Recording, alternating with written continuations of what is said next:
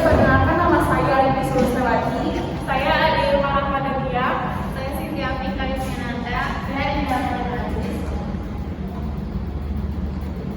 Demokrasi merupakan salah satu bentuk atau mekanisme sistem pemerintahan suatu negara sebagai upaya mewujudkan kedaulatan rakyat atau negara yang dijalankan oleh pemerintah. Demokrasi mengizinkan warga negara berpartisipasi baik secara langsung atau melalui perwakilan dalam perumusan, pengembangan, dan pembuatan hukum. Landasan dan teori dan dasar hukum kemunduran demokrasi di Indonesia dalam beberapa tahun terakhir, kita melihat kualitas demokrasi dan kehidupan bernegara kita memang terus-menerus mengalami penurunan. Setidaknya ada dua ukuran yang bisa dan biasa digunakan untuk menakar kualitas demokrasi, yaitu indeks demokrasi dan indeks persepsi korupsi. Menurut Fadlizon, ada dua indikator kehidupan demokrasi yang mengalami penurunan, yaitu satu, budaya politik dan kebebasan sipil, dua, indeks persepsi korupsi atau dalam kurung IPK.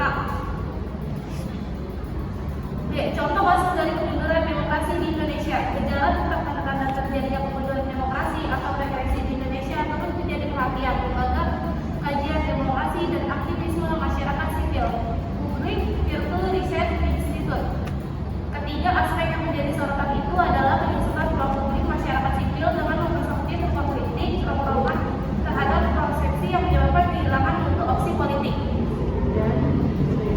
Dia juga menyebut terdapat 5 kategori persoalan yang dihadapi oleh masyarakat sehingga menyebabkan kemunduran demokrasi di Indonesia. 1. Penyusunan ruang publik masyarakat sipil untuk melakukan kritik persoalan. 2. Perongoran terhadap oposisi yang menyebabkan hilangnya untuk oposisi politik. 3. Perongrongan terhadap proses pemilu yang berintegrasi sebagai cara untuk mempertahankan puncak kekuasaan pemerintah. 4. Pengambilan keputusan yang tidak demokratis. 5. Penerapan perspektif gender menurut Mia. Dampak dari kemunduran demokrasi bagi masyarakat Indonesia.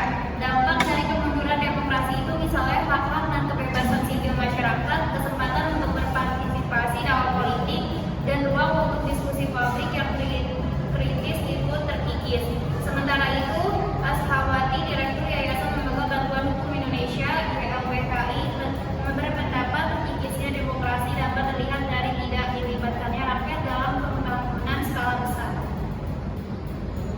D. Pandangan para ahli terkait kemunduran demokrasi di Indonesia. Berikut beberapa pandangan para ahli demokrasi yang terjun dalam dunia politik. 1. Agus Harimurti Yudhoyono.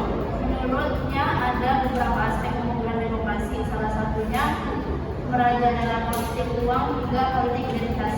2. Fadlizon Wakil.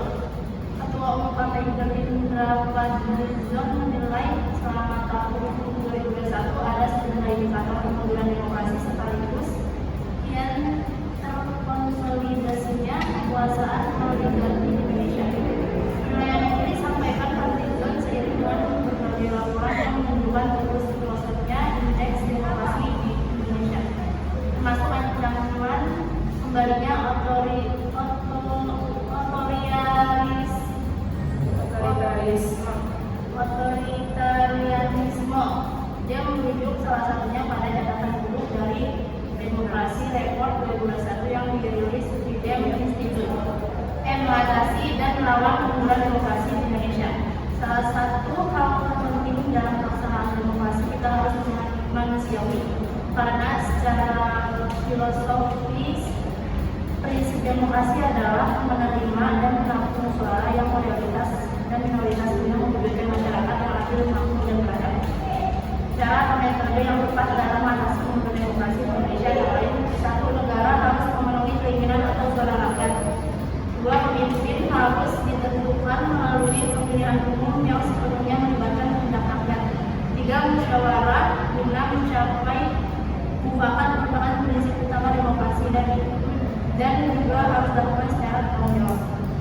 Kesimpulan dari kemunduran demokrasi yang ada di Indonesia itu setidaknya ada dua ukuran yang bisa dan biasa digunakan untuk menakar kualitas demokrasi, yaitu indeks demokrasi dan indeks persepsi persepsi korupsi.